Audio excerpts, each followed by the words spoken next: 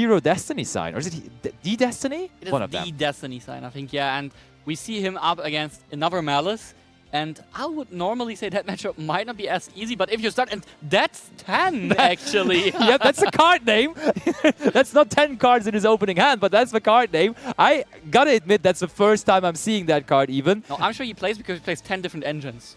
Yeah, maybe. that must be the explanation, but it is just purely the card name. And honestly, I mean, I'm even struggling to know what the card does. So go ahead and explain to us what it does, actually. Yeah, so each time a card effect is activated, except that card itself, you place one access counter on that card, and your monsters, they gain 100 attack for each counter. Okay. And if the 10th counter is placed on a card, you can return to the hand and set from your deck one continuous trap that can special summon itself. Ooh, okay, that sounds promising. Still not entirely sure what he's planning with that. Is that the Valence world I'm seeing there? Oh my. Is that Shinra Bancho? Oh my. Philip, what have we gotten ourselves into here? What is this? It is truly 60 cards of madness that have been put together here by Lars. That is for sure. Yeah, and I think it is the Valence world Shinra Bancho, and now we explain Brian what That's 10 does, and we will put access counters on that card. This is absolute madness. I mean, look at this. The field spell where Brian, I think, will, for the foreseeable future, just be involved with reading cards here. Oh, yeah, definitely. And we actually will try to do the same. And that is the cool thing about those Valence field spells. They do give the opponent another one. And Brian is confused. He's not even done reading the first field spell, and he just gets handed another one now. Yeah, we give him the Koenig Wissen here. The Koenig Wissen? Koenig Wissen. Where's Leonard Koenig when you need him? What does it... I mean... Yeah, and Brian is laughing. Look at him, look at him. He's like, what is happening? This is absolutely crazy. And to be honest, I think it's not the first time Lars opponents need to read stuff a bit. Absolutely, yeah. That is crazy behavior, and Brian is just finishing up on the second field spell there. The thing, I mean, the whole deal is that the opponent should not be able to capitalize off of that too much. And no, we were ready for so much, but in the end, so little does happen. We are passing over after one more set card. That is what, of course, is eventually going to happen when you are playing so many different engines in your deck. Yeah, and we play like so many cards, like also like Protoss, who needs setup. Oh my. And it doesn't look like he has the cards that provide the setup. And now the request is, if I see a 60 card deck breaking, I go full gas in. Yeah, 100%. And Brian does have the normal summon of Dormouse. Okay, and look at that though. That's 10. We are counting there. We were making the marks. I think that is the second card activated now. And what again happens when it's 10? Then he can return it and then like get a trap card that summons itself, a continuous trap. Can he activate it that turn or not even? I don't think he can. Oh, okay, okay. The thing is, right now, you said he marks it. Right now, Lars is the man with the mark, you could say. Or the man with the marks forever. He's leaving the marks on, not on the field yet, but at least on his counter there. Okay, yeah. Okay. So Brian is someone that is playing GWC, correct? So has decided that card is still worth running. Your personal take? Do you think it is worth running that card still? I think it's not necessary, but I feel like way more safe with it. Yeah. Because you just have you're just safe, especially at tournaments where you expect more and more rogue. You're just safe against people like playing Bello, so. Yeah, fair enough. I like that. And I mean, you're just playing against a 60 card deck that activated that stand and a Valence field spell, so that could be considered rogue, I guess. I would expect anything after that start. I didn't expect a set one pass afterwards, but that is the sad reality that Lars right now has to go through. Yeah, that's quite unfortunate here, and we are reading the fields because actually I think they're both-sided. It's like I think also Brian can use them. I don't know if they do anything useful for him. That's the question, yeah, because he definitely can. You can activate. He has it on his field. I think he can wasn't it? I think if I remember correctly, you can push back a monster into the spell and trap zone if you have another one in that column or something. I think that's what Koenig Wissen does. Okay, yeah. And the difference is Shinra Bancho can special one from the spell trap zone. Oh, all right, fair enough. That is not too bad, but I'm wondering what the sad card is for last year. Could be a bluff, could be like a Rainbow Bridge of Salvation or so. I mean, if you're running that's 10. That means there is... Oh, okay, we're just giving up on the Valence Field spell, activating Maliss and Underground. But what I wanted to say is, if you're playing that's 10, that means you are running trap cards that can summon themselves because you're playing that's 10 for it. And therefore, you gotta expect that something like that could be there. Yeah, I guess he really needs to expect that. And honestly, what would you think of first, the Apophis cards or the Argostars cards? I mean, I wouldn't think of the Argostars necessarily, but we have already seen it here in the deck titles. So there is Argostars cards in there. So it could be Swift Rain or Capane. It could be the Lightning Tubar, I think. It could also be Angel Statue Azarun, though. Yeah, I have an update. You can actually activate the monster with that's 10 you set. Oh, okay. But it's not a quick effect, so you can only activate that effect in your turn. I see.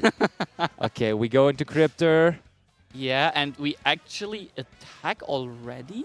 I mean, that's not game on its own, is it? With the There's MTT? GBC. Oh, GB. Yeah, okay, with Oh, that GBC, is game, right? That is game. But the question now is, does Lars maybe have like a... Battle Fader? No, not Battle Fader. I mean like a trap monster in a spell trap zone, maybe, like set. To block it, The Argostar Lars. or so? Lars, is there something that can prevent this attack, which would technically be for the remaining life points?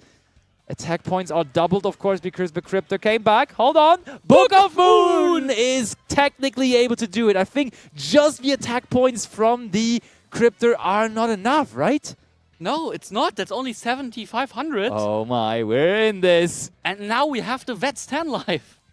Oh, true. Oh, wait, no, I think we're still missing one. Still missing one. Oh, we're we at missed 9. one, yeah. But easily we will be able to do that. The problem Surely. is, will Brian just pass or will he continue? I mean, we have just lost the Chassis Cat on the field for Link material as well, so there's no guarantee that we can continue. And I gotta ask you one thing. Why didn't he just like book the Dormos and hope?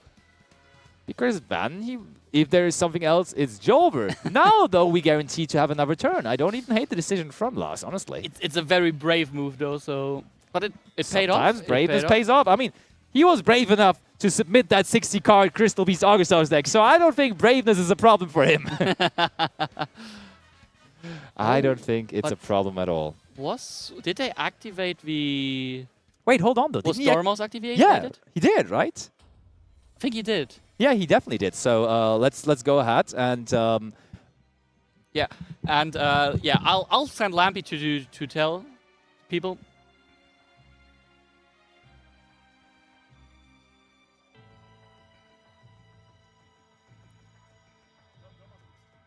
Yeah, and we still. And we are back. We have just made sure, because we didn't even think about it, but then we actually just realized that the Dormouse, of course, was resolved and therefore was boosting the Cryptor, and that is then more than 8,000 points of damage. But now I think the judges are stepping in, reading the Dormouse. Brian, you have been reading about... Okay, why didn't he just like Book of Moon the Dormouse and then like, oh wait, Dormouse resolved. And there we are, apparently. Are we packing it up?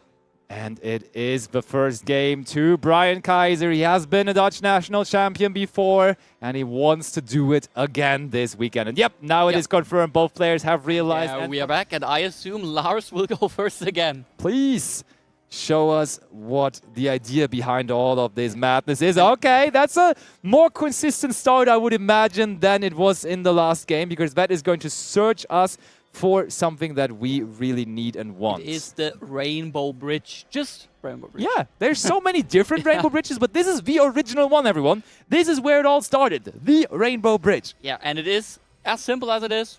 Add one Crystal Spell Trap. Oh, and we're searching, I think that's Crystal Bond, that's right? That's Crystal Bond, yeah. Crystal Bond being added. And there is Drone and Lockbird. Brian, why do you have to do that to him? Because we just with the searcher, search the searcher. And trust! Okay, hold on. What are we setting with it, though? What can we get here? Please don't tell me visit Dimensional Barrier, because that doesn't do a whole lot against Maliss. Is it maybe Sim? Okay, that does a whole lot more against Maliss, though, because Artifact Sanctum, of course, there to summon out Artifact Lancear on the opponent's turn. Yeah, Drawn Lockbird, still the arch nemesis of all 60 card decks, I would say. And we just set 3 cards, Lars, for beauty reasons, please put those cards in the spell and trap zone in the right direction. You have such nice sleeves, so please align them. But you know, there's a system. You see the wave, Okay, okay. I mean, now, Okay, we fixed it. okay, we got him. Just for style reasons, you know. Okay, immediately going to go for the artifact septum, but there is impulse. Any response, Lars? Maybe a solemn judgment? Nope. Nope, and that is it already.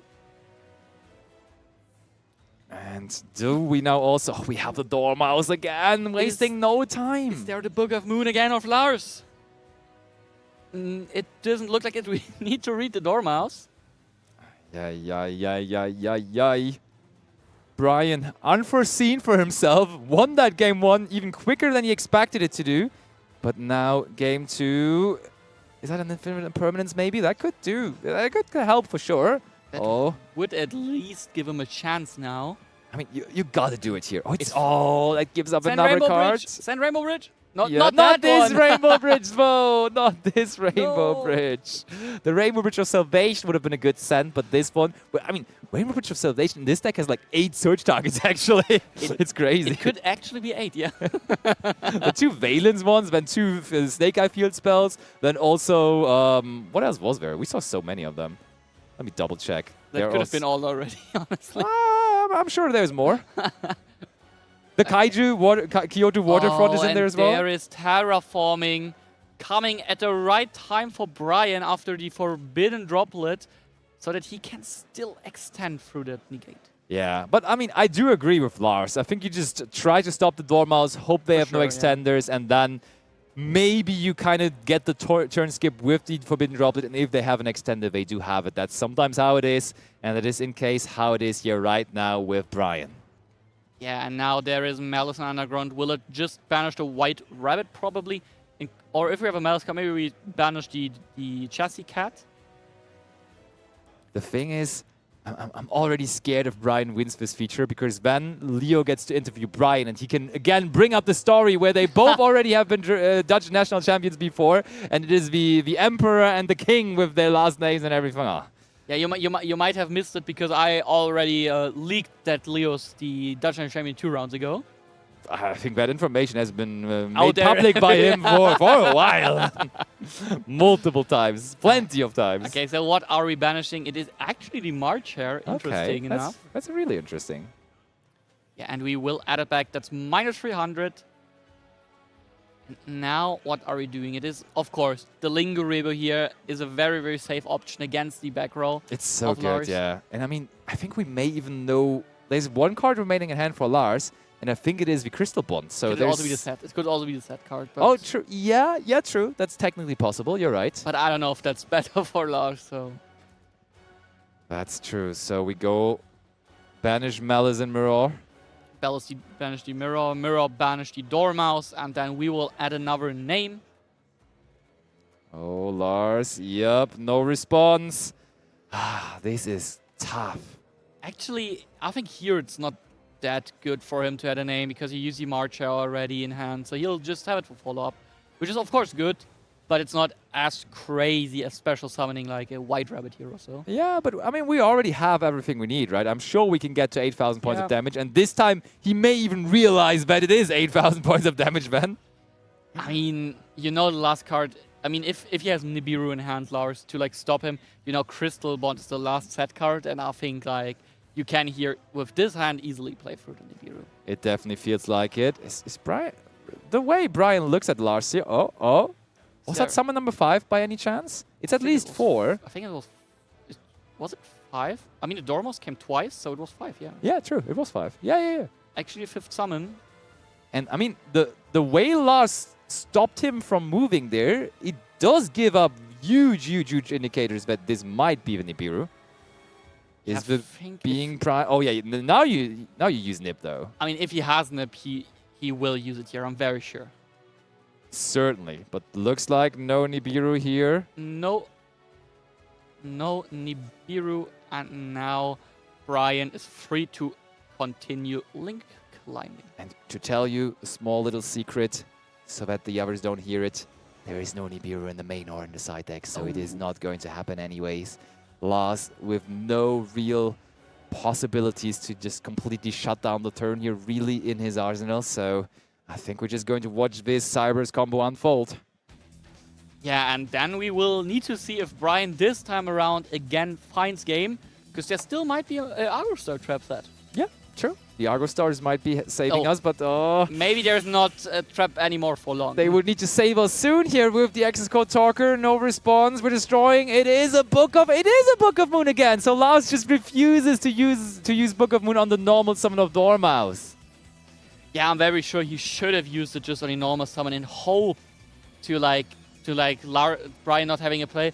And indeed, there was a chance to use the droplet then on the Maliss and Underground. Oh, The summon. GWC. That's the game-winning move. Ryan attacks. Yeah. And Fist that is bump.